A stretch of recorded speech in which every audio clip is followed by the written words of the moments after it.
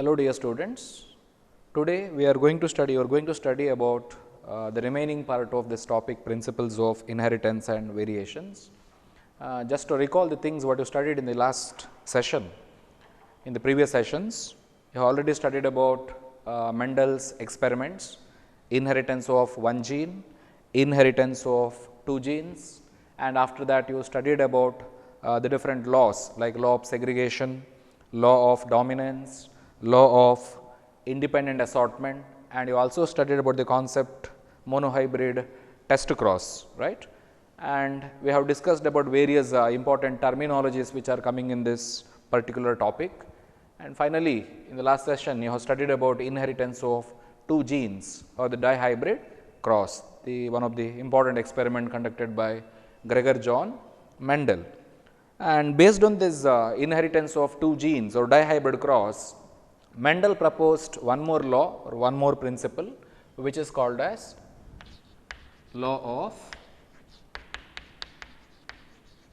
independent assortment.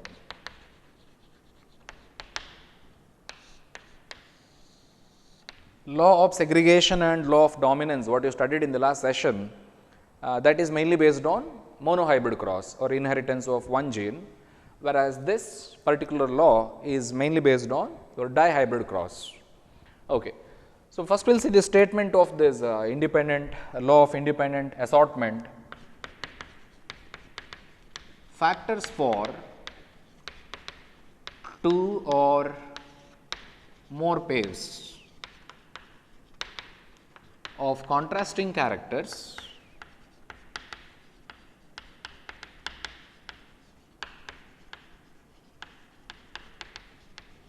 are distributed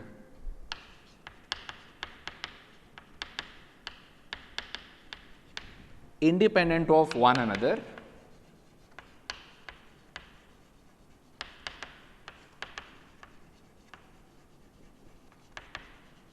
at the time of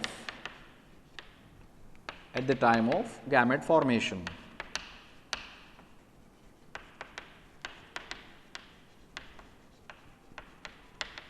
Okay, so this is actually the law of independent assortment. So, statement ಏನು ಹೇಳ್ತಾ ಇದೆ? Factors for two or more pairs of contrasting characters are distributed independent of one another at the time of gamete formation. So, in the previous class ಕೂಡ ನಾನು ನಿಮಗೆ ಹೇಳಿದ್ದೇನೆ, factors ಅಂದರೆ ಏನು, ಇದು ಮೆಂಡಲ್ ಯೂಸ್ ಮಾಡಿರುವಂತಹ ವರ್ಡ್. ಅದೇ ಫ್ಯಾಕ್ಟರ್ಗಳನ್ನು ನಾವೀಗ ಜೀನ್ಸ್ ಅಥವಾ ಅಲೀಲ್ಸ್ ಅಂತ ಕರಿತೀವಿ. And the jeans R alleles they are nothing but, as I told in the last class, segment of DNA with unique sequence of nucleotides. Yes. So, independent assortment. Law the prakara, factors for two or more pairs of contrasting characters are distributed independent of one another. Andre ಏನು ಅರ್ಥ? ಈಗ ನೀವು dihybrid cross ಅಥವಾ inheritance of two genes already study ಮಾಡಿದ್ದೀರಿ. How many characters you have chosen? Two characters, right? Seed colour and seed shape. So ಇಲ್ಲಿ ಎರಡು characters ನಾವು ತಗೊಂಡಿದ್ದೇವೆ because it's a dihybrid cross. First character is seed colour, second character is seed shape. Law ಏನು ಹೇಳ್ತಾ ಇದೆ? The factors responsible for seed colour is distributed independent of seed shape. Seed ಕಲರಿನ ಫ್ಯಾಕ್ಟರ್ಗಳ inheritance ಮತ್ತು seed ಶೇಪಿಗೆ ಸಂಬಂಧಪಟ್ಟ ಫ್ಯಾಕ್ಟರ್ಸ್ಗಳ inheritance it is totally independent. ಅದರ ಮಧ್ಯೆ ಯಾವುದೇ ಡಿಪೆಂಡೆನ್ಸಿ ಇಲ್ಲ ಅನ್ನೋದನ್ನು ಹೇಳುತ್ತೆ. ಸೀಡ್ ಕಲರ್ ಒಂದು ಕ್ಯಾರೆಕ್ಟರ್ ಆಯಿತು, ಸೀಡ್ ಶೇಪ್ ಇನ್ನೊಂದು ಕ್ಯಾರೆಕ್ಟರ್. ಇವುಗಳ ಕಾಂಟ್ರಾಸ್ಟಿಂಗ್ ಕ್ಯಾರೆಕ್ಟರ್ಸ್ಗಳು ಯಾವುದು?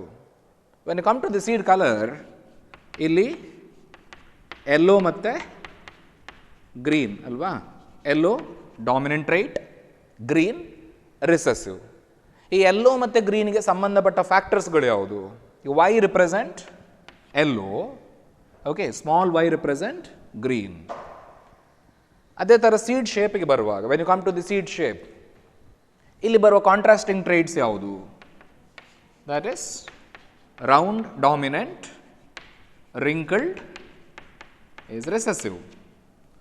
And which are the factors governing round and wrinkled? That is capital R and small r. Okay, so one of the character seed color and the second character is seed shape. Law ಏನು ಹೇಳ್ತಾ ಇದೆ, the factors responsible for one character ಅಂದರೆ seed colour, ಇದರ distribution ಗ್ಯಾಮೆಟ್ಸಿಗೆ distribute ಆಗುವಂಥದ್ದು capital Y ಮತ್ತು small Y ಎರಡು factors, they are segregating and each gamete is receiving a single factor for a character. ಅಂದರೆ ಇಲ್ಲಿ ಈ ಗ್ಯಾಮೆಟಿಗೆ ವೈ ಬಂದರೆ, ಕ್ಯಾಪಿಟಲ್ ವೈ ಬಂದರೆ, ಇನ್ನೊಂದು ಗ್ಯಾಮೆಟಿಗೆ ಸ್ಮಾಲ್ ವೈ ಹೋಗ್ತಾ ಇದೆ. ಅದೇ ಥರ ಇಲ್ಲಿ ಸೆಗ್ರಿಗೇಷನ್ ಆಗ್ತಾ ಇದೆ. 50% ಗ್ಯಾಮೆಟ್ಸ್ಗಳಿಗೆ ಕ್ಯಾಪಿಟಲ್ ಆರ್ ರಿಸೀವ್ ಆದರೆ, the other 50% of the gametes are going to receive small R. This is the factor distribution. ಲಾದ್ರ ಪ್ರಕಾರ ಇದು ಇಂಡಿಪೆಂಡೆಂಟ್ ಆಗಿ ನಡೀತಾ ಇದೆ. ಇಲ್ಲಿ ನೋಡ್ಕೊಳ್ಳಿ, factors for 2 or more pairs of contrasting characters, but we restrict to 2 pairs of contrasting characters. ಯಾಕೆ? Because there are 2 characters, 2 pairs of contrasting characters. Characters ಎಷ್ಟಿದೆ? 2. ಕಾಂಟ್ರಾಸ್ಟಿಂಗ್ ಕ್ಯಾರೆಕ್ಟರ್ಸ್ ಎಷ್ಟಿದೆ? 1 2 3 4 ಅಂದರೆ 2 pairs, right? So factors for 2 pairs of contrasting characters are distributed independent of one another ಅಂತ ಈ ರೀತಿ ನಾನು ತೋರಿಸ್ತಿದ್ದೀನಿ ನಿಮಗೆ, right? Okay, but how to prove this independent assortment? ಇದು ಹೌದು ಅನ್ನೋದನ್ನು ಹೇಗೆ ಮೆಂಡಲ್ ಪ್ರೂವ್ ಮಾಡ್ತಾನೆ? See, when 2 characters are together, you studied the last class dihybrid cross, ಅಲ್ಲಿ ನೀವು F2 generation ತೆಗಿತೀರಿ, and this is the checker board which is representing the F2 generation of a dihybrid cross. 16 combinations ಇದೆ. Number of phenotypes 4. ಯಾವುದು number of 4 phenotypes ಯಾವುದಿಲ್ಲಿ? Yellow round, yellow wrinkled, green round, green wrinkled. So number of phenotypes ಎಷ್ಟು? 4. Number of genotypic combinations ಅಂತ ಕೇಳಿದರೆ genotypic ratio ನೀವು ಬರ್ತಿದ್ದೀರಿ 1:2:1:2, 2:4:2:1. ಅಂದರೆ ಒಟ್ಟಿಗೆ 9 genotypic combinations ಆಯಿತು. ಓಕೆ, 1:2:1:2, 2:4:2:1, 1:2:1 ಅಂತ ಹೇಳಿದರೆ 9 ಜೀನೋಟಿಪಿಕ್ ಕಾಂಬಿನೇಷನ್ಸ್, 4 ಡಿಫರೆಂಟ್ ಫಿನೋಟೈಪ್ಸ್. ಅದರಲ್ಲಿ 2 ಪೇರೆಂಟಲ್ ಟೈಪ್ಸ್, 2 ರಿಕಾಮಿನೆಂಟ್ ಟೈಪ್ಸ್ ಅಂತ ನೀವೆಲ್ಲ ಓದಿದ್ದೀರಿ. Yes. So F2 generation, this is the F2 generation, checker board representing F2 generation of a dihybrid cross. ಈಗ ಇಲ್ಲಿ 2 ಕ್ಯಾರೆಕ್ಟರ್ಸ್ ನೀವು ನೋಡ್ತಾ ಇದ್ದೀರಿ. ಸೀಡ್ ಕಲರ್ ಕೂಡ ಇದೆ ಇದರೊಳಗೆ, ಸೀಡ್ ಶೇಪ್ ಕೂಡ ಇದೆ. When the 2 characters are together, what phenotypic ratio you are getting? 9:3:3:1. 2 characters ಒಟ್ಟಿಗಿರುವಾಗ ದ ಫಿನೋಟಿಪಿಕ್ ರೇಷಿಯೋ ಎಷ್ಟು ಬಂದಿದೆ ನಿಮಗೆ? 9:3:3:1. ಈಗ ನಾನು ನಿಮ್ಗೆ ಹೇಳ್ತಾ ಇರೋದು, ಸಪರೇಟ್ ದಿ 2 ಕ್ಯಾರೆಕ್ಟರ್ಸ್. ಕಲರ್ ತೆಗೀರಿ, ಶೇಪ್ ಹೊರಗೆ ತೆಗೀರಿ. Separate seed colour and seed shape and find out the ratio for each character. ಕಲರಿಗೆ ಮತ್ತು ಶೇಪಿಗೆ ಸಪರೇಟಾಗಿ ಫಿನೋಟಿಪಿಕ್ ರೇಷಿಯೋ ನೀವು ಫೈಂಡ್ ಔಟ್ ಮಾಡಿ.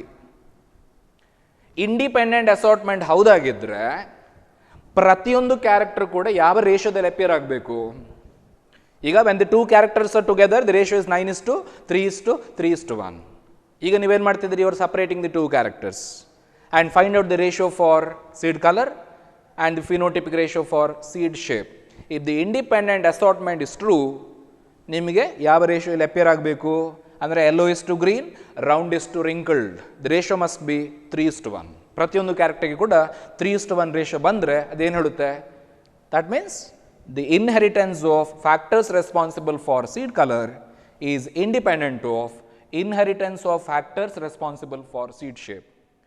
ಸೀಡ್ ಕಲರಿನ ಫ್ಯಾಕ್ಟರ್ ಇನ್ಹೆರಿಟೆನ್ಸ್ ಮತ್ತು ಸೀಡ್ ಶೇಪಿನ factor inheritance, that is totally independent ಅನ್ನೋದು ಪ್ರೂವ್ ಆಗುತ್ತೆ. ಯಾವಾಗ? Suppose if the phenotypic ratio for colour is like that of the monohybrid cross 3:1, seed ಶೇಪ್ಗೆ ಕೂಡ 3:1 ರೇಷಿಯೋದಲ್ಲಿ ಅಪಿಯರ್ ಆದರೆ ಇಂಡಿಪೆಂಡೆಂಟ್ ಅಸಾರ್ಟ್ಮೆಂಟ್ ಇಸ್ ಟ್ರೂ ಅಂತ ನಾವು ಹೇಳ್ಬೋದು. So will C.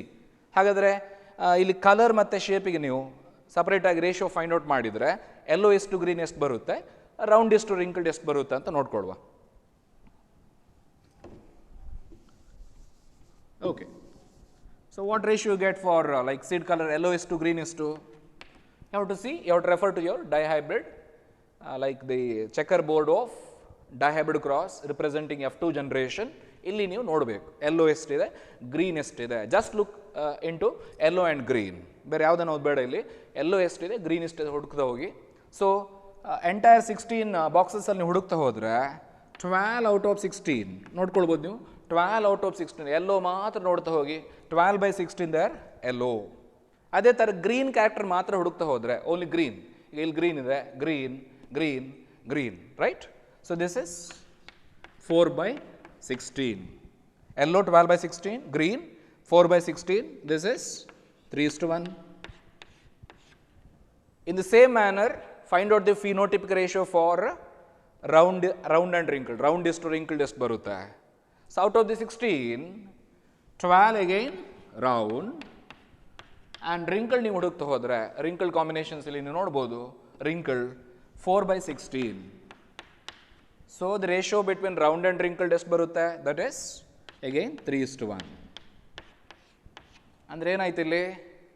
Each character appears in the ratio 3:1. There are two characters, color and shape. Each character appears in the ratio, phenotypic ratio 3:1. So that means independent assortment is true. The inheritance of factors responsible for seed color is independent of inheritance of factors responsible for seed shape. ಇದೇ explanation ಅನ್ನು Mendel actually ಕೊಟ್ಟಿರುವಂಥದ್ದು to explain the law of independent assortment. But unfortunately Mendel's mathematics ಅನ್ನು contemporary ಸೈಂಟಿಸ್ಟ್ಗಳು ಅರ್ಥ ಮಾಡ್ಕೊಳ್ಳೋದಿಲ್ಲ. That is one of the reason for not accepting Mendel's work. Yes, let us see about dihybrid test cross.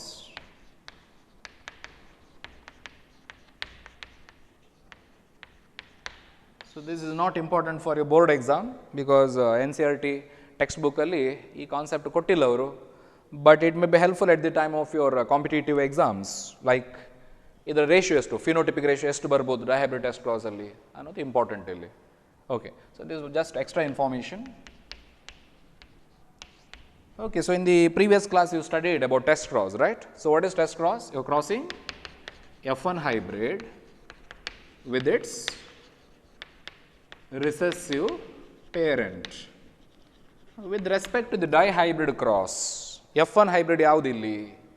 Dihybrid cross ಅಲ್ಲಿ ನೋಡಿದ್ದೀರಿ. F1 hybrid is having dominant character, that is yellow and round, yellow round. Recessive parent ಯಾರು? Green and wrinkled. Now what is the genotype for yellow round? It is hybrid, F1 hybrid, it's heterozygous. So the genotype is, last class alli bardidir ನೀವು, this is the genotype of the hybrid, heterozygous. The character is yellow round. And green wrinkled, this is, you know, small y, small r, small r. This is green wrinkled. Okay. Now we will see the gametes produced by F1 hybrid. It produces 4 different types of gametes. Gamete with Y, capital Y, capital R, small y, capital R and small y, small r. And here you get same type of gametes, small y, small r. Now you can see the offsprings in the Punnett square or checkerboard.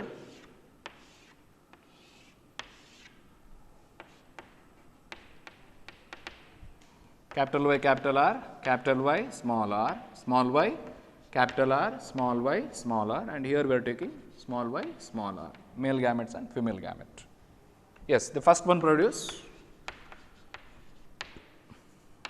the second one,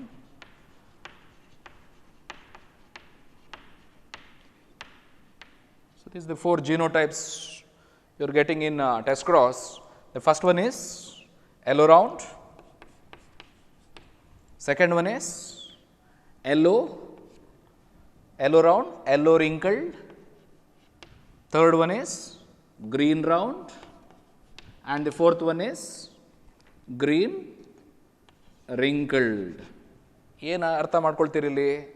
4 phenotypes, all the 4 phenotypes you are getting. Yellow round, yellow wrinkled, green round, green wrinkled. So what is the phenotypic ratio? All in same proportion, right? All the 4 characters in same proportion. So the phenotypic ratio is, that is 1:1:1:1:1. So what is the dihybrid test cross ratio? 1:1:1:1. 1 yellow round, 1 yellow wrinkled, 1 green round, 1 green wrinkled. Monohybrid test cross ನೀವು last class ಅಲ್ಲಿ ಓದಿದಿರಿ, where the phenotypic ratio is 1:1. But when it comes to the dihybrid cross, the dihybrid test cross ratio is 1:1:1:1. So please remember. Yes. So now we will move on to the next concept, that is chromosomal theory of inheritance. Chromosomal theory of inheritance.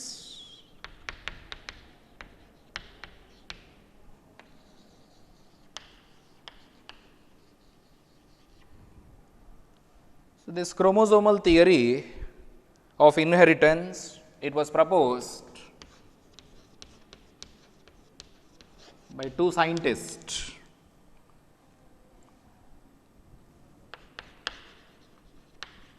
Theodore Boveri and one more scientist, Walter Sutton. Boveri, he was a German biologist,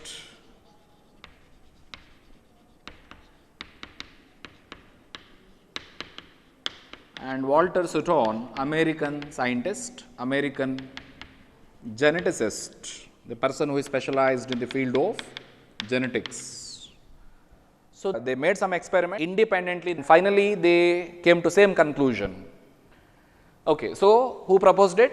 Theodore Boveri and Walter Sutton, they came to the same conclusion after making experiments in two different labs. So, this was proposed in the year 1902. 1902 ಅಲ್ಲಿ ಈ ಥಿಯರಿನವರು propose ಮಾಡ್ತಾರೆ. ಏನಿದು chromosomal theory ಅಂತ ಹೇಳಿದರೆ, this is actually the improvisation of Mendelism. Improvisation of Mendelism ಅಂತ ಹೇಳ್ಬೋದು. ಮೆಂಡಲ್ನ concept it came into focus mainly because of this chromosomal theory. ನಿಮ್ಗೆ ಗೊತ್ತಿದೆ, ಲಾಸ್ಟ್ ಕ್ಲಾಸಲ್ಲಿ ನಾನು ಹೇಳಿದೆ, Mendel's work was not recognised due to various reasons.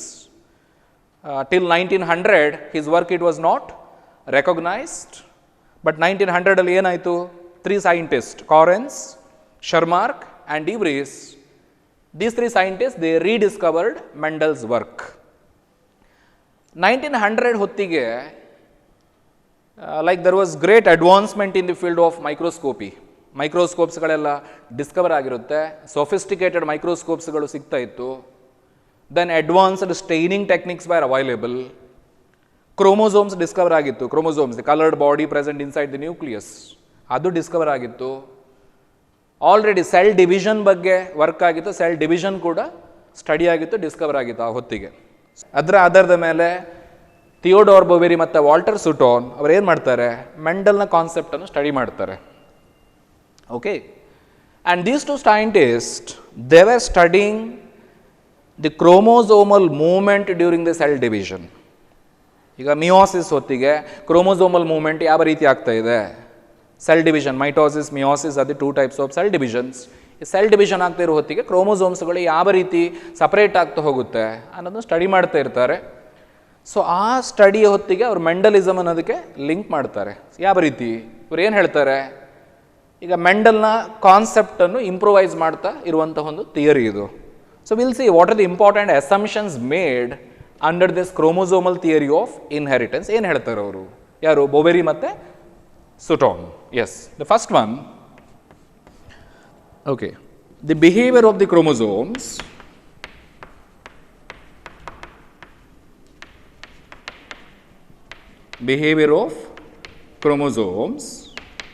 is parallel to the behavior of genes. Okay, behavior of the chromosomes is parallel to the behavior of genes. The second one, chromosomes as well as genes occur in pairs in the somatic cells. In the somatic cells. Third one, the 2 alleles of a gene are found or located on homologous sites on homologous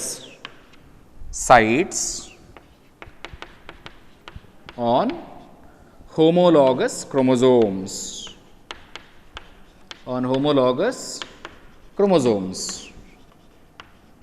And the fourth very important aspect, that is pairing and separation of a pair of chromosomes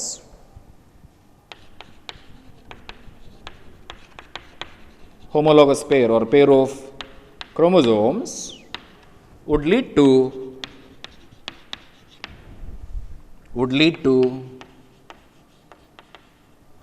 segregation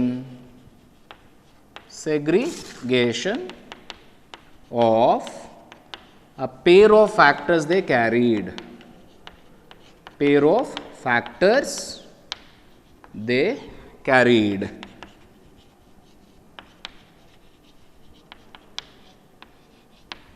So, these are the important points to be focused. Suppose if it is asked in the exam about the chromosomal theory of inheritance. Okay, so ಆ 4 ಪಾಯಿಂಟ್ಸ್ಗಳು ಯಾವುದು ಬರೆದಿರುವಂಥದ್ದು, behaviour of the chromosome is parallel to the behaviour of genes ಅಂತ ಹೇಳುತ್ತೆ. ಅಂದರೆ ಏನರ್ಥ? ನಿಮ್ಗೆ ಗೊತ್ತಿದೆ, in a body cell or somatic cell, chromosomes always occur in pairs. We call it as homologous pairs, where one chromosome is maternal, another chromosome is paternal chromosome. Genes are also present in pairs, because why the genes are existing on chromosomes. So, chromosomes occur in pairs, genes also occur in pairs. Now, what happens during anaphase 1 of meiosis first, where the maternal and paternal chromosomes separate? In anaphase first of meiosis first, the two homologous chromosomes, they separate. What happens during the next event, that is anaphase 2 of meiosis 2? Okay, so we will consider only anaphase first and anaphase second, because you know after anaphase first there will be metaphase first, anaphase first, telophase first, right? Then there is cytokinesis first, then the meiosis second division begins, prophase 2, metaphase 2, anaphase 2, telophase 2, and after that cytokinesis. But here we need to focus only mainly anaphase first and anaphase second. So, in anaphase first, the two chromosomes of the homologous pair, they separate. And in anaphase 2 of meiosis 2, the two chromatids of each chromosome separate. They separate. But when the chromosomes they separate, the alleles present on chromosomes also separate. Okay, so first there is, there is pairing of chromosomes, there will be alleles. When the two chromosomes they separate, there will be separation of alleles or genes. So, ಅದನ್ನು ಇಲ್ಲಿ ಹೇಳ್ತಿರೋದು, behaviour of the chromosome ಯಾಕೆ ಜೀನ್ಸಿನ ಬಿಹೇವಿಯರ್ಗೆ parallel ಆಗಿರುತ್ತೆ. Both are behaving in the same manner. Pairing ಆಗುತ್ತೆ, separation ಆಗುತ್ತೆ. Chromosomes are present in pairs, genes are present in pairs. ಅದಕ್ಕೆ ನಾವು ಇದನ್ನು ಹೇಳ್ತಿರೋದು. Second one, chromosomes as well as genes occur in pairs in the somatic cells. The two alleles of a genes are located on homologous sites on homologous chromosomes.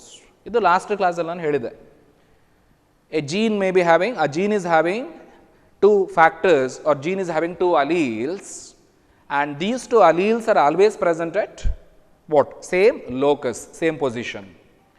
The two alleles of a gene are present at same locus, position. Adannu illi heltirodu, two alleles of a gene located on homologous sites on the homologous chromosomes, andre present at the same locus on homologous chromosomes. So, this point is very important. Concluding point anta helabodu. Pairing and separation, agale helide, pairing and separation of a pair of chromosomes, homologous pair, would lead to segregation of the factors they carried. ಯಾವಾಗ ಕ್ರೋಮೋಸೋಮ್ಸ್ಗಳು peer ಆಗಿ separate ಆಗುತ್ತೆ, ಅದರಲ್ಲಿರುವ ಅಲೀಲ್ಸ್ಗಳು, ಜೀನ್ಸ್ಗಳು ಕೂಡ ಅದೇ ರೀತಿ separate ಆಗ್ತಾ ಇದೆ. Okay, so this is regarding the chromosomal theory of inheritance. ಇದನ್ನು ಡಯಾಗ್ರಾಮ್ಯಾಟಿಕಲಿ ನಾವು ಎಕ್ಸ್ಪ್ಲೈನ್ ಮಾಡ್ಬೋದು. And text book also they have given some diagrams related to this. chromosomal theory. Okay. So, first let us explain. So, let me explain diagrammatically about the independent assortment, segregation and assortment. Suppose if this is a cell having two separate chromatids,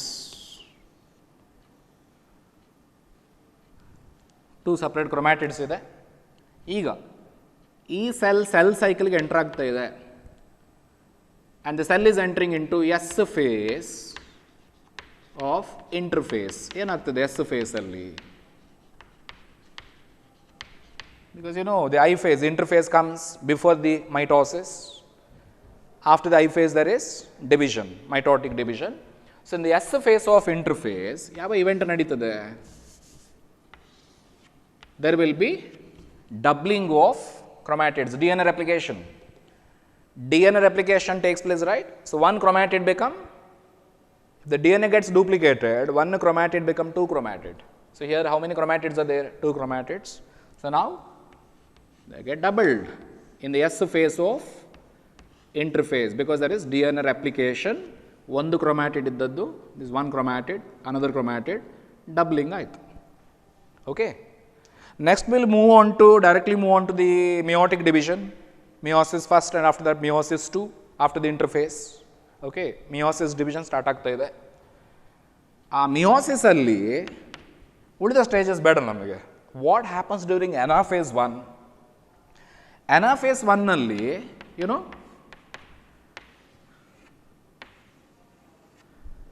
at the end of the anaphase 1 there will be telophase 1. Telophase 1 ಆದ ನಂತರ cytokinesis 1 ಮತ್ತೆ telophase 1, cytokinesis 1. ಅಂದರೆ you are getting from one cell, you get two cells.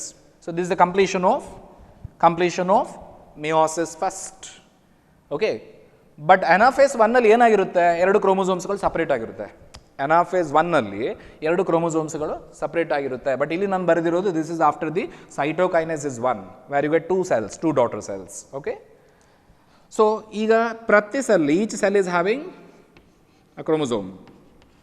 Because anaphase 1 ನಲ್ಲಿ separate ಆಗುತ್ತೆ, telophase 1 ನಲ್ಲಿ ಅದು ಪೋಲ್ಸ್ಗೆ ಹೋಗುತ್ತೆ, right? ಮತ್ತು ಸೆಲ್ಸ್ ಡಿವೈಡ್ ಆಗಿರುತ್ತೆ. So this is after anaphase first of meiosis first. ಅದೇ ಥರ at the end of meiosis 2, at the end of meiosis 2, you are getting totally 4 daughter cells. 4 daughter cells ಸಿಗುತ್ತೆ ನಿಮಗೆ after the end of meiosis 2, 4 daughter cells. But anaphase 2 of meiosis 2, anaphase 2 of meiosis 2 ಏನಿದೆ ಅಲ್ಲಿ ಏನಾಗಿರುತ್ತೆ? ಪ್ರತಿಯೊಂದು ಕ್ರೋಮೋಸೋಮಿನ ಕ್ರೊಮ್ಯಾಟಿಡ್ಸ್ಗಳು separate ಆಗುತ್ತೆ. ಇವೆರಡು chromatid separate ಆಗುತ್ತೆ, ಇವೆರಡು ಕ್ರೊಮ್ಯಾಟಿಡ್ ಸಪರೇಟ್ ಆಗುತ್ತೆ. So at the end in each daughter cell you can see ಪ್ರತಿಯೊಂದು ಡಾಟರ್ ಸೆಲ್ ಅಲ್ಲಿ ಒಂದೊಂದು ಕ್ರೊಮ್ಯಾಟಿಡ್ಗಳನ್ನು ನೀವು ನೋಡ್ತೀರಿ. Okay, so every cell is having one chromatid because ಎಲ್ಲ ಕ್ರೊಮ್ಯಾಟಿಡ್ ಸಪರೇಟ್ ಆಗಿ ಬಂದಿದೆ. So these are haploid daughter cells because meiosis produce 4 daughter cells and all the 4 daughter cells are haploid. Alva? So meiosis 1 is reductional, meiosis 2 is equational. In meiosis 2 actual reduction is taking place. Meiosis 1 actual reduction is taking place. So 2n is converted into n and then the number remains same. So this is meiosis first, which is actual reductional division, and this is meiosis 2, which is equational. Okay, so this is the way how you can represent how the chromosomes are separating, how the chromatids are separating. But ಈ chromatidsಗಳಲ್ಲಿ let us consider they are having alleles, capital Y ಇದರಲ್ಲಿದೆ, ಇದರಲ್ಲಿ small y ಇದ್ದರೆ ಇಲ್ಲೇನಾಗುತ್ತೆ? Duplication ಆಗುವಾಗ when the chromatid gets duplicated, ಇದು duplicate ಆಗಿರುತ್ತೆ. Y, capital Y, here it is small y. Chromosome separate ಆಯಿತು. The 2 pairs of alleles also get separate. ಅಲ್ವಾ? The 2 pairs of alleles separate ಆಯಿತು. ಒಂದು ಕ್ರೋಮೋಸೋಮಿನ 2 chromatid separate ಆಗುವಾಗ again the alleles they separate. See? So, this is a better method of like explaining chromosomal theory of inheritance. ಅಂದರೆ segregation ಮತ್ತು assortment ಯಾವ ರೀತಿ ನಡೀತಾ ಇದೆ ಅನ್ನೋದಿಲ್ಲಿ ಗೊತ್ತಾಗ್ತಾ ಇದೆ ನಿಮಗೆ. Okay, so what I told, there will be duplication of DNA during the S phase. So, single chromatid becomes double chromatid. Okay. Then there will be separation of homologous chromosomes, that is during anaphase 1, and in anaphase 2 there will be separation of chromatids from each chromosome. So, these are the 4 daughter cells you are getting at the end of meiosis division, right, having 1 chromatid each. So, in your NCERT textbook you can find 2 diagrams related to chromosomal theory of inheritance. So, this is the first diagram which shows meiosis and germ cell formation in a cell having 4 chromosomes. Okay. And the second one shows independent assortment of the chromosomes. Now, what is shown in the first case? So, this is the cell having chromatids and the stage G1 phase of interphase. So, you can find 4 different chromatids here, right. So, when the cell is entering into S phase, as I told, there will be duplication of DNA. So, 1 chromatid gets doubled into 2 chromatids. So, in the second one you can find all chromatids doubled, right. Chromatids are doubled. So, you can find 4 chromosomes. First case 4 chromatids, in the second case you can see 4 chromosomes. Okay. So, that is after passing through the synthetic phase, DNA replication is taking place, and this is G2. And what is happening during anaphase first of meiosis 1? So, in this diagram you can see separation of chromosomes. In a homologous pair you find 2 chromosomes. You know that each chromosome is having 2 chromatids.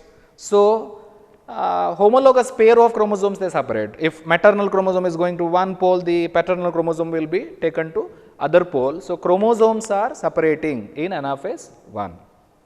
And the next diagram represent anaphase 2. Already I told, in anaphase 2 of meiosis 2, the 2 chromatids of a chromosome are separating. The 2 chromatids of a chromosome are separating and they are moving towards poles. That is a characteristic feature of anaphase. So, this diagram represent separation of chromatids and the chromatids are taken to opposite poles. So, at the end of meiosis there are 4 germ cells produced and all the 4 germ cells are haploid. Okay. So, having 1 chromatid for a chromosome. If there are 2 chromosomes having 1 chromatid of a chromosome. So, this is the diagram which shows meiosis and germ cell formation. This is just to give the idea about the process of meiosis, so that the concept of chromosomal theory of inheritance becomes very clear. Yes. And in the second diagram showing independent assortment, they have shown 2 different possibilities. It is again same thing. So, what is happening here? There will be separation of homologous chromosomes. See the first set, 1 bivalent pair and the lower side another bivalent. Bivalent refers to a pair of chromosomes. Tetrad with the 4 chromatids. 2 chromosomes means 4 chromatids. So, they are called bivalents or tetrad. Okay. So, upper set of homologous pair and there is 1 more homologous pair. So, the chromosomes they separate during meiosis 1 and in the meiosis 2, that is in anaphase 2. Okay. This is anaphase 1, this is anaphase 2. What is happening during anaphase 2? The 2 chromatids of a chromosome separate. Finally, at the end of meiosis you are getting germ cells, haploid germ cells having 1 chromatid of a chromosome. Yes. This is the second possibility, same thing, but in the first one blue and green colors, the chromosomes are represented with the various colors. So, the first one blue and green are separating together in the first one, and in the second one blue and black are segregating together. Okay. So, this is the diagram which is available in your NCERT textbook. Okay. So, you can refer that while studying about the chromosomal theory of inheritance. Okay. Now, we can conclude this chromosomal theory. The chromosomal theory mainly talks about the similarity between chromosome and genes, the behavior of chromosome parallel to the behavior of genes. So, we can conclude with the help of a table comparison between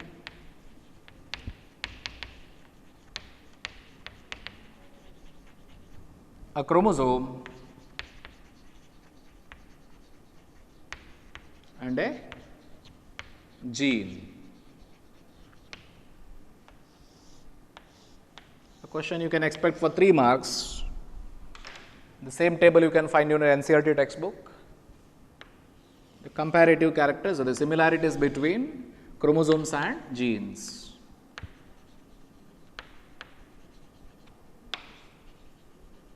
Okay. So, as I said, chromosomes, they occur in pairs. And what about genes? The genes also, they also occur in pairs. Second thing, the chromosomes segregate, separate. They segregate at the time of gamete formation,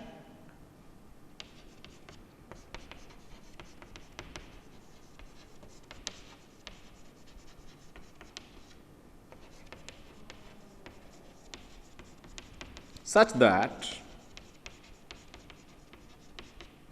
only one of each pair is transmitted to a gamete.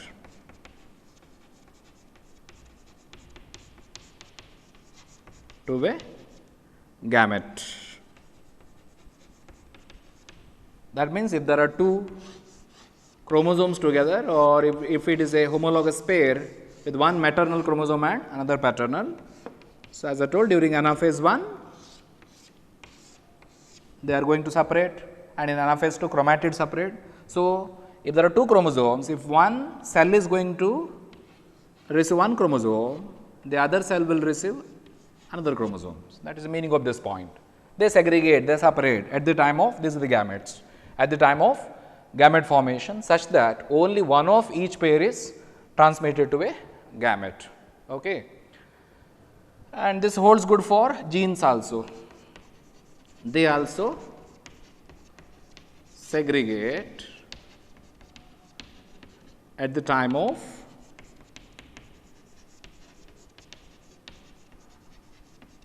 gamete formation. So, same point you can write here. They also segregate at the time of gamete formation, such that only one of each pair is transmitted to gamete. So, this point is related to chromosome, and the same thing holds good for genes. They also segregate at the time of gamete formation, such that only one of each pair is transmitted to a gamete. Okay. So, out of the 2 alleles, if one allele is received by one gamete, the other corresponding allele, contrasting allele, is received by the other gamete. Okay. That you already studied under a law of segregation. Yes. Third one, independent pairs segregate independent of one another or each other, independent of each other. Independent pairs segregate independent of each other, one another. Okay. So, the same point holds good for the genes also.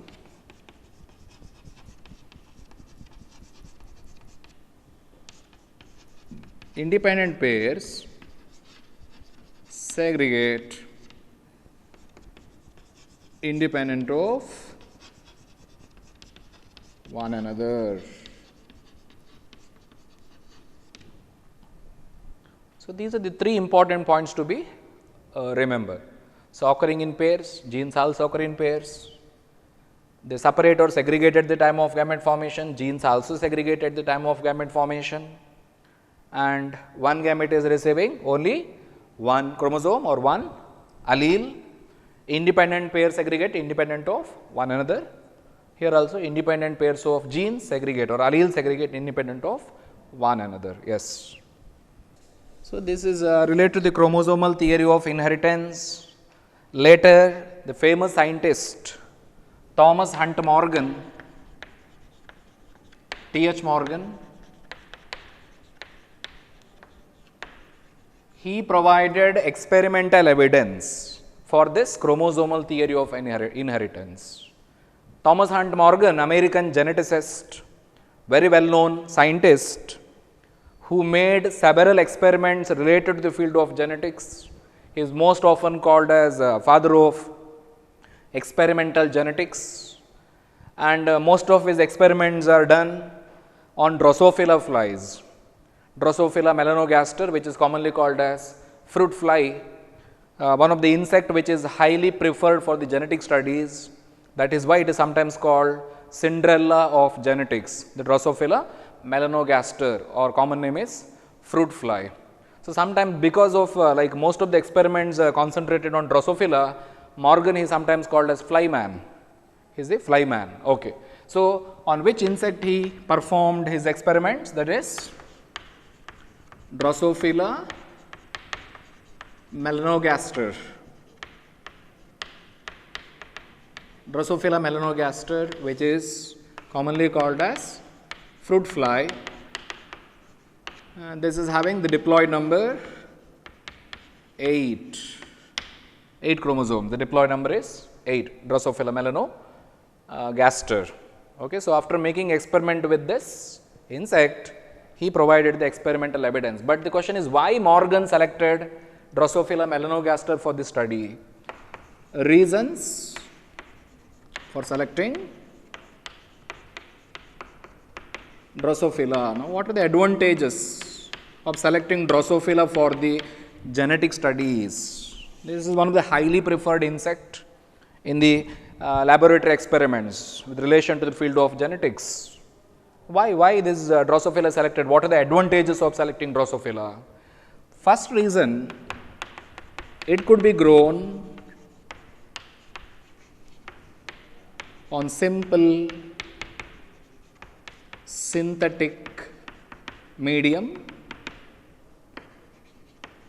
culture media.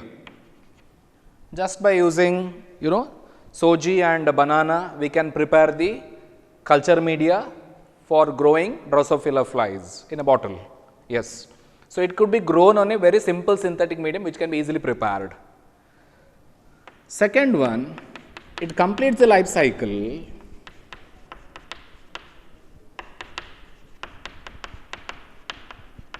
just about in 2 weeks.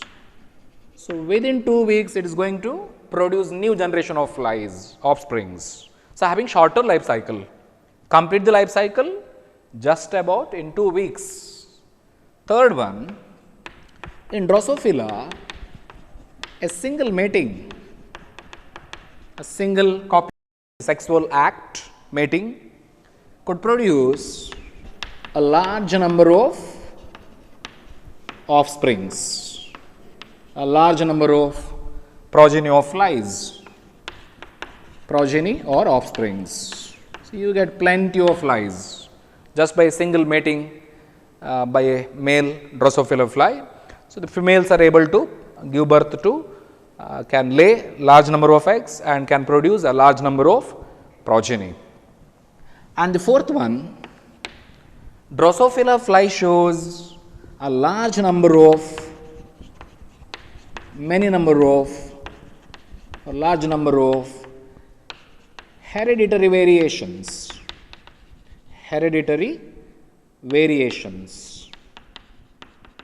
many number of morphological differences in the characters, hereditary variations. That is the fourth advantage.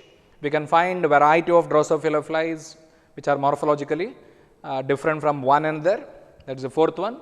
Fifth important significant point, that is there is clear differentiation of sexes.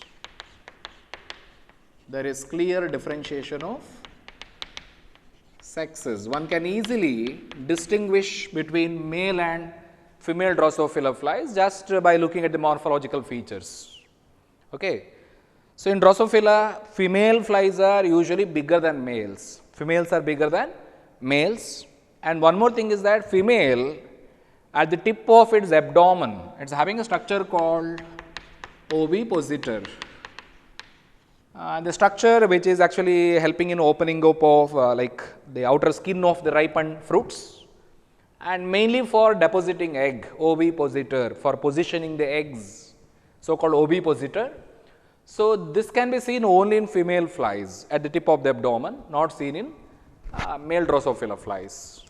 So, these are the various advantages of selecting Drosophila flies for genetic studies. Even Drosophila is having less number of chromosomes, and in larva the salivary gland shows bigger sized chromosomes which are called polythene chromosomes, which are very easy to study as the size is bigger.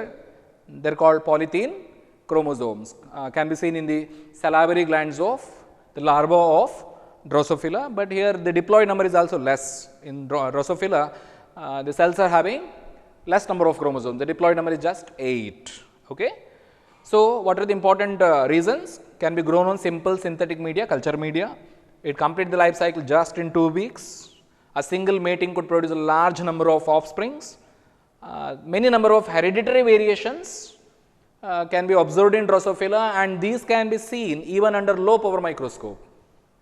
These morphological differences can be seen even under low power microscope, and there is clear differentiation of sexes. Females are bigger than males, and female is having a structure called ovipositor. This is not seen in male flies. Yes.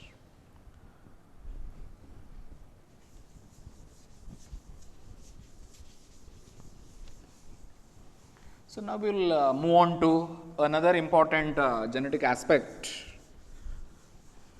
This is very interesting, that is incomplete dominance or partial dominance. The phenomenon called incomplete dominance, or it is called partial dominance,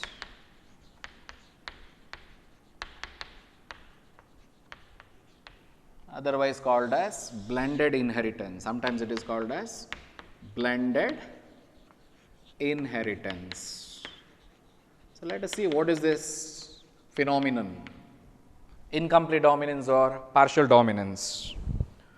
This genetic phenomenon, it was first discovered by a scientist called Carl Correns, who made experiment with a plant called Mirabilis jalapa. The scientific name of the plant is Mirabilis jalapa, which is commonly called as 4 o'clock plant. You may ask why it is 4 o'clock. Okay? Why it is called as 4 o'clock plant? What may be the reason? It is mainly because the flowering or the blooming takes place in the evening time, but not exactly at 4 o'clock. Okay, so there is no plant which is yielding exactly at a given time, right? So, this is flowering, blooming in the evening time, so called as 4 o'clock plant. So, Correns, German botanist, he performed experiment with the Mirabilis jalapa. That time he discovered about incomplete dominance. What he did? He crossed the red flowered Mirabilis with white, because there are 2 varieties here. Some are yielding red colored flowers, others are yielding white colored flowers. He crossed it. Suppose if you take red as dominant, how you are going to write the genotype? In simple letters, capital R, capital R. And for white we can use, if it is recessive, smaller, smaller. So, if it is a Mendelian cross, what character you are going to expect in the first generation? If it is a Mendelian character, the character of the F1 would have been red, because red is dominant over white. But surprisingly, Correns, he got a new character which is pink. Neither of the parents are exhibiting this character. So, the first generation is going to exhibit a character, a new character which is not seen in parents. And as all of you know, pink is a color which is intermediate between red and white. So, you are obtaining a intermediate phenotype, intermediate character. That character is intermediate to the character of parents. Pink is the color which is intermediate between red and white. So, not resembling either of the parents, you are getting a new phenotype in the first generation. He got surprised. But what is the genotype? It's heterozygous, as in monohybrid cross, heterozygous pink. But why? Why the character is pink? He discovered that, Karl Correns, he discovered that it is because of a phenomenon called incomplete dominance.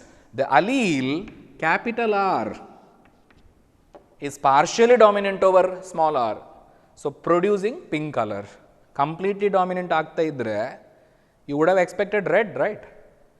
But because of the incomplete dominance of allele capital R on small r, you are getting a intermediate phenotype pink. Okay. So this was the experiment actually conducted by Karl Correns, and after that he got F2 generation to see whether the same characters are like passed on, or is there a variation in F2. How you get F2? By selfing F1, right? By selfing, exactly like your monohybrid cross. But in F2 generation, he got the phenotypic ratio 1:2:1, where 1 is red, 2 pink and 1 white, and even the genotypic ratio is also same, 1:2:1. But in your syllabus, they have given a separate example for partial dominance, that is flower color in a plant called Antirrhinum. So that we will be studying now, flower color in a plant called Antirrhinum, which is commonly called as snapdragon. Okay, so let us see the definition of incomplete dominance first, then we will study the example which is given in your textbook. Yes. So incomplete dominance is a phenomenon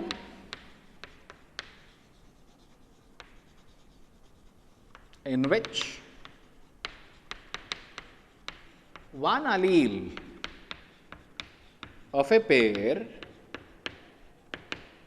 is partially dominant, is incompletely or partially dominant over the other allele and produce a new phenotype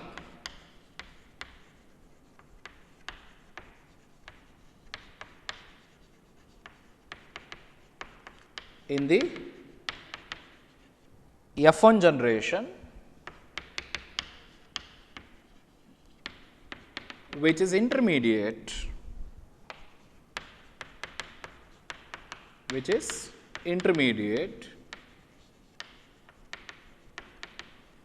to the phenotypes of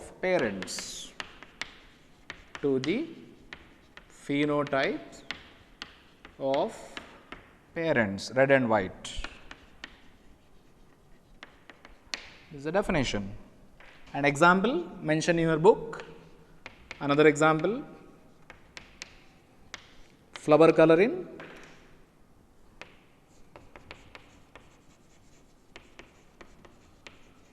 a plant called Antirrhinum. Antirrhinum majus. Species name is majus. Antirrhinum majus, and the common name of the plant is snapdragon, sometimes called dragon flower, or it is also called as dog flower. It's very interesting, right? Why it's called dog flower or snapdragon? What may be the reason? If you see the flower is an ornamental plant, one of the ornamental plant. If you see the flower of this Antirrhinum, the petals of the flower, it is arranged like the jaws of a dog or the jaws of a dragon. So look like the movement of the jaws of, suppose if you squeeze the basal part of the flower, the petals open and close like the jaws of a dog or dragon, so called as snapdragon or dog flower. So we'll see this about the crossing of Antirrhinum red flowered plant with the white. Antirrhinum is having two varieties. Some are yielding red flowers and others are yielding white flowers, similar to your Mirabilis jalapa. We are going to cross the red flowered Antirrhinum plant, red flowered plant with the white flowered plant.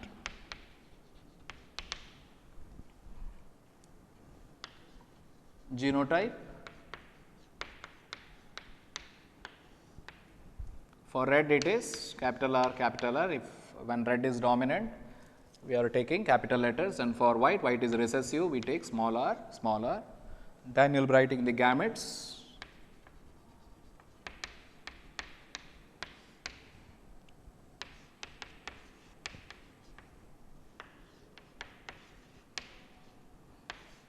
Zygote, which is a heterozygote, and the zygote Q writes to the first generation plants, F1 generation.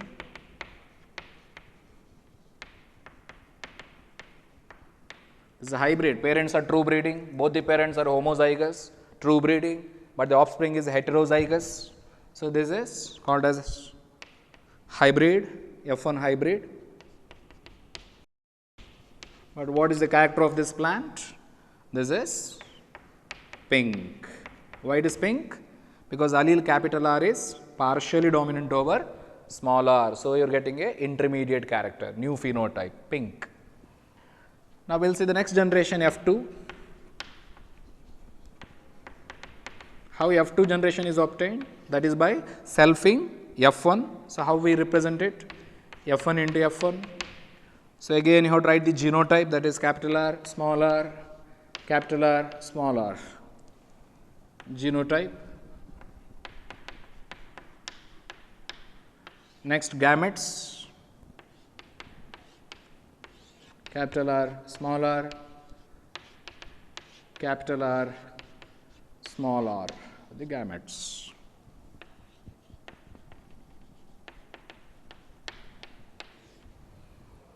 Okay. Now, let us see the F2 generation with the help of a checkerboard or Punnett square. So, gametes capital R, small r, okay, the left side also capital R, small r.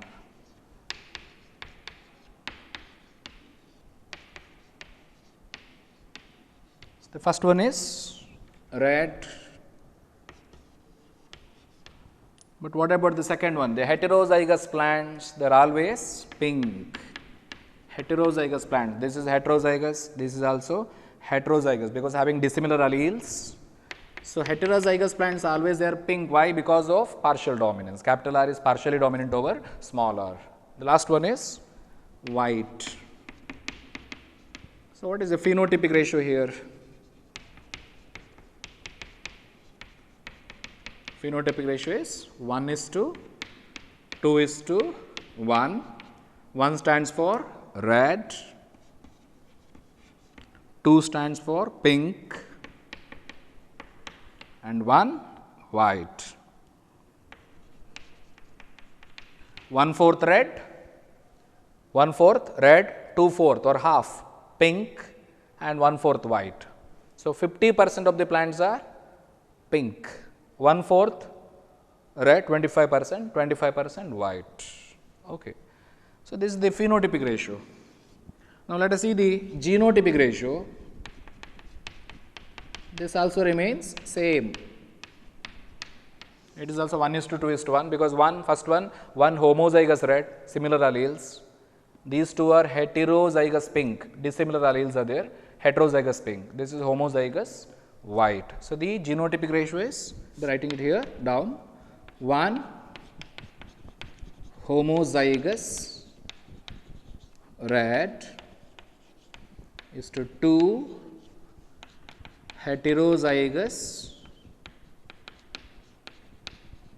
pink. The last one 1 homozygous white. Yes. So, what is the genotypic ratio? 1:2:1. 1 homozygous red, 2 heterozygous pink, 1 homozygous white. So, in partial dominance, phenotypic ratio is always equal to genotypic ratio. So, ಇಂಥ experiments ಅನ್ನು animals ಅಲ್ಲಿ ಕೂಡ ಮಾಡಿದ್ದಾರೆ. ಅದು monohybrid ಇರ್ಬೋದು, dihybrid crosses ಇರ್ಬೋದು, ಅದೇ ಥರ ಇನ್ಕಂಪ್ಲೀಟ್ ಡಾಮಿನೆನ್ಸ್ ಇರ್ಬೋದು, ಅನಿಮಲ್ಸ್ ಅಲ್ಲಿ ಕೂಡ ಮಾಡಿದ್ದಾರೆ. But the ratio for all organisms the ratio is same. Phenotypic genotypic ratio same ಸಿಗುತ್ತೆ ನಿಮಗೆ. ಓಕೆ.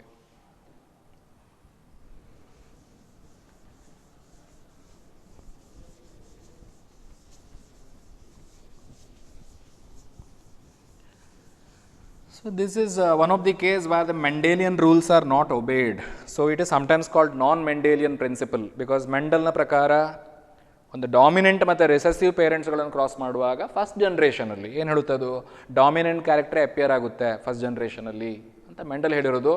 ಬಟ್ ಇಲ್ಲಿ ಮೆಂಡಲ್ಸ್ನ ರೂಲ್ ಫಾಲೋ ಆಗ್ತಾ ಇಲ್ಲ because in first generation is getting A new character, intermediate character which is not present in parents, right? So this is one of the non-Mendelian principle. Now another like example for the non-Mendelian principle itself, that is a phenomenon called codominance.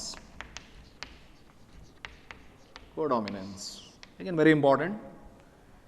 So first we'll see the definition of codominance. It is a phenomenon in which both the alleles of a pair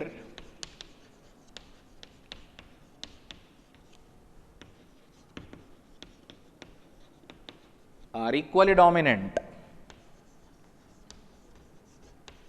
Equally dominant. So if it is asked for 1 mark, the definition of what is codominance, you need to write this definition. It's a phenomenon in which both the alleles of a pair are equally dominant. Example ಯಾವುದು ಕೇಳಿದರೆ many examples are there, but you need to write AB blood group AB, blood group AB. With an example ಕೊಡಬಹುದು. The other examples include MN blood group ಅಂತ ಇದೆ, blood group MN or MN blood group ಅಂತ ಕೂಡ ಹೇಳ್ಬೋದು, MN blood group. ಅಥವಾ future ಕ್ಲಾಸಸ್ಸಲ್ಲಿ ನೀವು study ಮಾಡ್ತೀರಿ about sickle cell anaemia, one of the genetic disease sickle cell ಎನಿಮಿಯಾದ ಬಗ್ಗೆ ಮುಂದಿನ ಸೆಷನಲ್ಲಿ ನೀವು ಓದ್ತೀರಿ. ಆ ಸಿಕ್ಕಲ್ ಸೆಲ್ ಎನಿಮಿಯಾದಲ್ಲಿ individuals who are with this particular genotype HbA HbS ಮುಂದೆ ಗೊತ್ತಾಗುತ್ತೆ ನಿಮಗೆ heterozygous. The individuals are heterozygous for sickle cell anaemia. The individuals who are heterozygous with respect to sickle cell anemia, ಇದು ಕೂಡ codominance ಆಗುತ್ತೆ. ಯಾಕೆಂತ ಹೇಳಿದರೆ codominance ಏನು ಹೇಳ್ತಾ ಇದೆ, when the two alleles are together, both the alleles they equally express. Okay, ಎರಡು alleles ಒಟ್ಟಿಗಿರುವಾಗ ಯಾರು ಡಾಮಿನೆಂಟ್ ಅಂತ ಪ್ರಶ್ನೆನೇ ಬರೋದಿಲ್ಲ ಅಲ್ಲಿ. ಯಾರು ಡಾಮಿನೆಂಟಲ್ಲಿ ಯಾರು ರಿಸೆಸಿವ್ ಅನ್ನೋ ಪ್ರಶ್ನೆ ಇಲ್ಲ, ಎರಡೂ ಅಲೀಲ್ಸ್ಗಳು ಕೂಡ ಈಕ್ವಲಿ ಡಾಮಿನೆಂಟ್ ಆಗಿರುತ್ತೆ. ಈ ಕೇಸ್ ನೋಡ್ಕೊಳ್ಳಿ, HbA HbS. ಓಕೆ, ಇಲ್ಲಿ ಏನಾಗುತ್ತೆ, suppose if the individual is with this genotype, ಅವನ ಬ್ಲಡ್ಡಲ್ಲಿ 50% of RBCs remain normal with a normal shape, but the other 50% of RBCs are sickle shaped, ಕತ್ತಿ ಥರ ಬೆಂಡ್ ಆಗಿರುತ್ತೆ ಹೇಗೆ RBCsಗಳು. 50% of RBCs are sickle shaped. ಇಲ್ಲಿ ಏನು ಹೇಳ್ತಾ ಇದೆ, both the alleles are going to express. HbA produce normal RBC, HbS is going to produce sickle shaped RBC. ಎರಡು ಅಲೀಲ್ಸ್ಗಳು ಕೂಡ ಎಕ್ಸ್ಪ್ರೆಸ್ ಆಗ್ತಾ ಇದೆ, ಈಕ್ವಲಿ ಡಾಮಿನೆಂಟ್. ಹಾಗಾಗಿ ಇದು one more example for codominance. But we restrict our discussion to AB blood group as a good example for codominance. Explanation ಕೂಡ ಕೇಳಬಹುದು. AB blood group is an example for codominance, justify, explain ಅಂತೆಲ್ಲ ಕೇಳಬಹುದು. But ಇದನ್ನು ನೀವು study ಮಾಡಬೇಕಾದ್ರೆ AB blood group ಯಾಕೆ ಕೋಡಾಮಿನೆನ್ಸ್ಗೆ example ಅಂತ ಕಲಿಬೇಕಾದ್ರೆ you should know some details of blood groups. First ಇಯರಲ್ಲಿ ನೀವು ಓದಿದ್ದೀರಿ ಬ್ಲಡ್ ಗ್ರೂಪ್ಸ್ಗಳ ಬಗ್ಗೆ, ರೈಟ್? ಬ್ಲಡ್ ಗ್ರೂಪಿಂಗ್ ಸಿಸ್ಟಮ್ ಬಗ್ಗೆ ನೀವು ಓದಿದ್ದೀರಿ. Which is the most followed blood grouping system human ಬೀಯಿಂಗಲ್ಲಿ ಅಂತ ಕೇಳಿದರೆ ABO blood grouping. Actually in the world we have more than 30 blood grouping systems. About 33 blood grouping systems are there, like ABO blood grouping system. Like that we have RH blood grouping system. ಅದೇ ಥರ we have MN blood groups, Lewis blood groups ಅಂತ ಇದೆ. ಅದೇ ಥರ we have Duffy, Kell, Kidd, ಈಗ ಹೋಗುತ್ತೆ ಅದು. Various different types of blood grouping systems. But human ಬೀಯಿಂಗ್ಸಲ್ಲಿ ನಾವು for the blood transfusion, medical blood transfusion purpose ಇದನ್ನು ನಾವು ಫಾಲೋ ಮಾಡ್ತಿದ್ದೀವಿ, ABO ಬ್ಲಡ್ ಗ್ರೂಪಿಂಗ್ ಸಿಸ್ಟಮ್. ಇಲ್ಲಿ ಬ್ಲಡ್ ಗ್ರೂಪ್ಸ್ಗಳ ಬಗ್ಗೆ ನಾವು ಜಾಸ್ತಿ ಡೀಟೇಲ್ಸ್ ಆಗಿ ಓದೋದಿಲ್ಲ, mainly the genetic part of it. Okay, you know like how the blood groups are determined. Blood group is determined mainly based on, first ಎಲ್ಲಿ ಓದಿದ್ರಿ, the blood group is decided mainly based on type of antigen present on the plasma membrane of RBC ಅಂತ ಓದಿದ್ದೀರಿ, right? But what is that blood group antigen ಮತ್ತು ಅದು ಹೇಗೆ produce ಆಗುತ್ತೆ? Will see that. See, ನಮ್ಮಲ್ಲಿ chromosome number 9, autosome 9, the chromosome 9 or autosome 9 consists of a gene which is represented as gene I, where I stands for isohemoagglutinogen. isohemoagglutinogen ಅಂತ ಕರಿತೇವೆ ಅದಕ್ಕೆ. But this gene I consists of three alternative forms, that is represented as IA or sometimes LA, second one is IB or LB, and third one is I0 or sometimes represented as small I. Where I stands for isohemoagglutinogen, L after Landsteiner, because you know ABO blood grouping system yaar discover madiddu? ABO blood grouping system, this was discovered by the famous scientist Carl Landsteiner. Carl Landsteiner in the year 1901, and he got Nobel Prize in the year 1930 for the discovery of blood grouping system. But AB blood group, actually AB idralli discover agirodu A, then B and O, but AB blood group it was discovered later by the students of Landsteiner. Landsteiner students discover ಮಾಡ್ತಾರೆ, Castello, D. Castello and Steiny. They actually discovered AB blood group. But the main contribution by Landsteiner, he got Nobel Prize in the year 1930 in the field of medicine or physiology. He got Nobel Prize. Okay.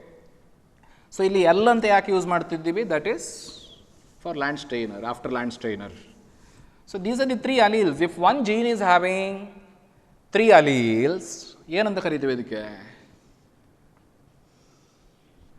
ಈಗ Mendel ಏನು ಹೇಳ್ತಾನೆ, ಆ gene is having two factors, ಆ gene is having only two factors. ಇದ್ರ ಬಗ್ಗೆ ಹೇಳಿಲ್ಲ Mendel. So this a non Mendelian type of inheritance, because one gene having how many alleles? 3 alleles, more than 2 alleles. So they are said to be multiple alleles. Multiple alleles, and this phenomenon is called as multiple allelism. You need to remember this. So what are multiple alleles? Multiple allele definition ಏನು ಹೇಳ್ಬೋದು? More than 2 alleles of a gene, whether present, residing, ಅಂದರೆ present, located, residing at, because alleles are always residing at same locus on homologous chromosomes. This is a definition for the definition of multiple alleles. Presence of alleles, ಎರಡಕ್ಕಿಂತ ಜಾಸ್ತಿ alleles ಇರೋದು, multiple of a gene residing at same locus on homologous chromosome. The phenomenon is called as multiple allelism, ಅಥವಾ ಇದನ್ನು ನಾವು gene polymorphism ಅಂತ ಕೂಡ ಕರಿತೀವಿ. Gene polymorphism ಅಂತ ಕೂಡ ಕರಿತಿದ್ದೀವಿ. So these are the 3 different alleles of a gene, gene I, ಅಲ್ವಾ?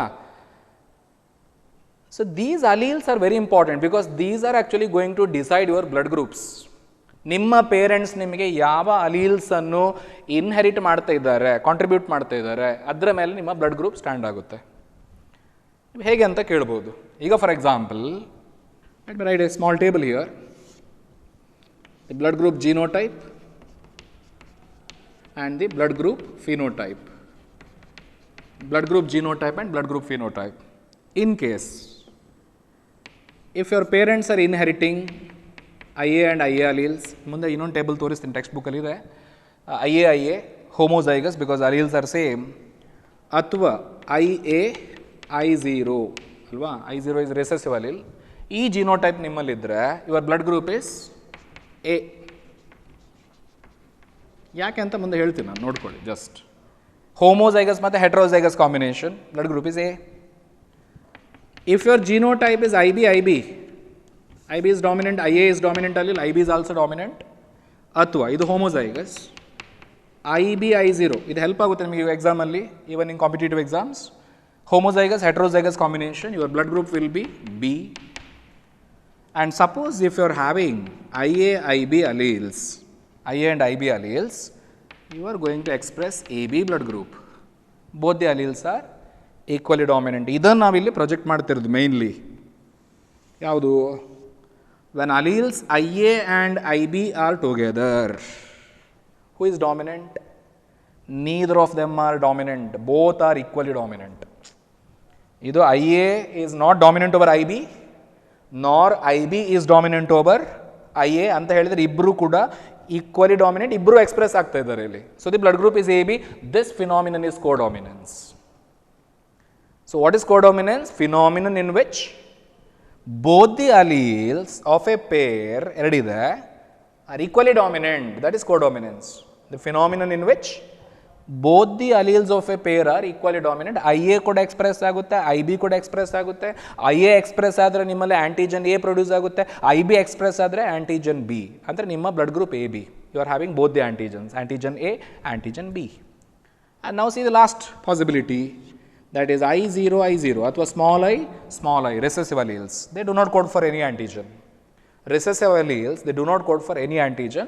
So your blood group is without, ಅಂದರೆ ನಿಮ್ಮಲ್ಲಿ ಯಾವುದೇ ಆಂಟಿಜನ್ಸ್ ಇಲ್ಲ, blood group is O. So ಏನು ಕೇಳ್ತಾರೆ ಎಕ್ಸಾಮಲ್ಲಿ, write the genotype of blood group A. Write the genotype of blood group A. You need to write this, homozygous heterozygous both. Blood group B ಇದು ಬರೀಬೇಕು. AB blood group ಇದು genotype ಕೇಳಿದರೆ ಇದು ಬರೀಬೇಕು. And for O blood group it is I0. Okay. So what I told, these three are the multiple alleles, and these multiple alleles are going to determine your what? Blood group.